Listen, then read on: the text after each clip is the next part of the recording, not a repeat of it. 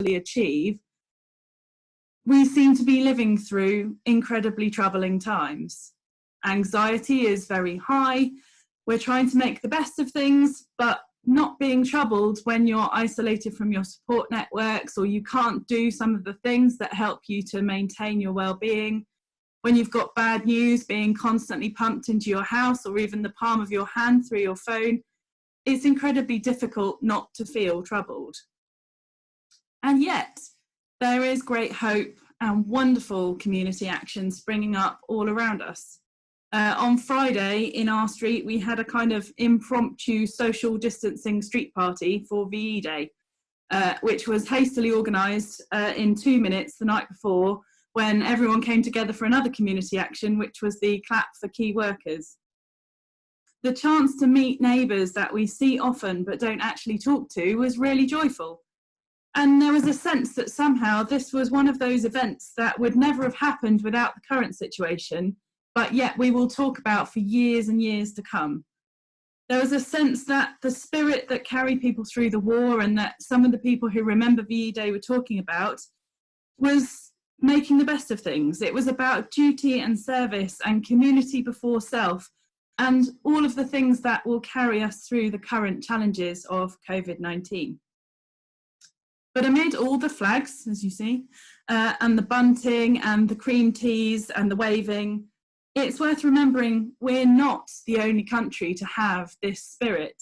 We remember it so well, and perhaps the nostalgia of the last few years and the keep calm and carry on can make us think that it's a uniquely British thing to have this community spirit. And I think there is something very British about it, but it's worth remembering that we're part of a global community of people who are involved in trying to change things for the better and support those in need. As we were sort of reminded by the video, the Christian Aid video, Christian Aid started after the war. It was founded in 1945 when, at the end of the war, a group of Christians saw the refugee crisis in Europe and the massive challenges that had been left behind. And they felt that governments were doing too little too slowly, and that there could be more that could be done, and they could do something. They organised collections, they started a relief effort, and people who were already coming out of a very difficult situation themselves tried to do what they could to make a difference to these people who were in Europe, refugees, but actually just like them. Through a twist of geography, they'd had a very different war, and they were in even more dire circumstances. Since the end of the war, Christian Aid has been working with the poorest communities all over the world in different ways, and working with people on the ground to coordinate responses and improve their situations and campaign for worldwide change. And that's no different in these days of coronavirus. Today, Christian Aid is using its expertise and its community grassroots organisations around the world to respond to the current challenges. And when you think about it, they are vast. How is it possible to stop the spread of an infectious disease in places with little or no running water, where you will struggle to find soap, where there's a really poor communication infrastructure, so health messages are hard to disseminate, where people are living close together and many people are already frail or not able to access medical help they need? But Christian Aid is rising to these challenges, using a lot of the knowledge and networks that we already had. Christian Aid did an awful lot in Sierra Leone with the Ebola crisis, and quite a bit of the response now is drawing on all of that information that we learned then. In Bangladesh right now, Christian Aid is working in the Rohingya refugee camps. For 3 years, we've been providing humanitarian assistance to 150,000 refugees and 50,000 host communities. Living in a refugee camp, as we saw a little bit in that animation in the video, it's already challenging at the best of times. Living in tents, being overcrowded, lacking proper hygiene, and it's a real potential for rapid spread of diseases like coronavirus. Christian Aid's research has shown that in Bangladesh, in the refugee camps, 80% of the families there report having at least one person with a serious illness that requires medical treatment, so they're already vulnerable. In addition to that, 80% of families report having problems with their temporary shelters and their homes, and only 67% of people say that they have soap. How can you follow any of the government guidance about hand washing if you live in a temporary structure without soap? So Christian Aid partners are responding and raising awareness of the virus and sharing all the hygiene messages through the local community groups that they already have.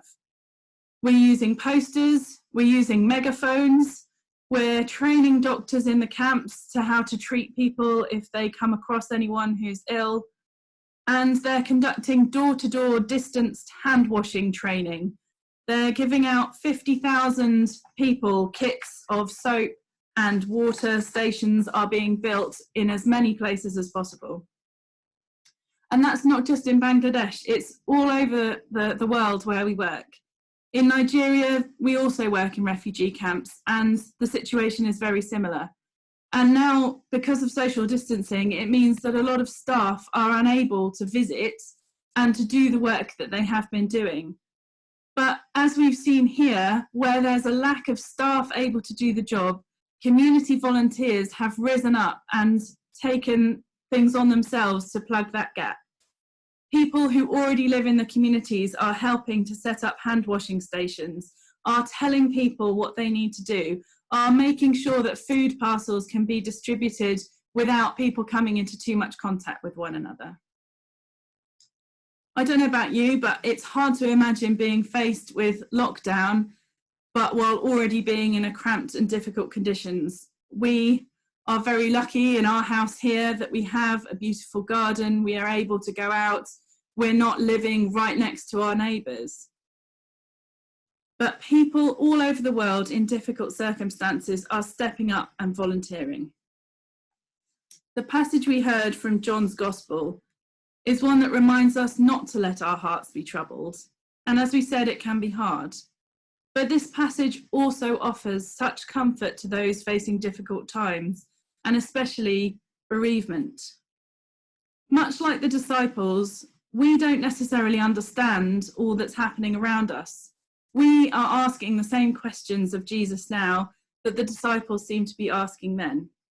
And I can't pretend to offer an explanation for the suffering and difficulty we see across the world.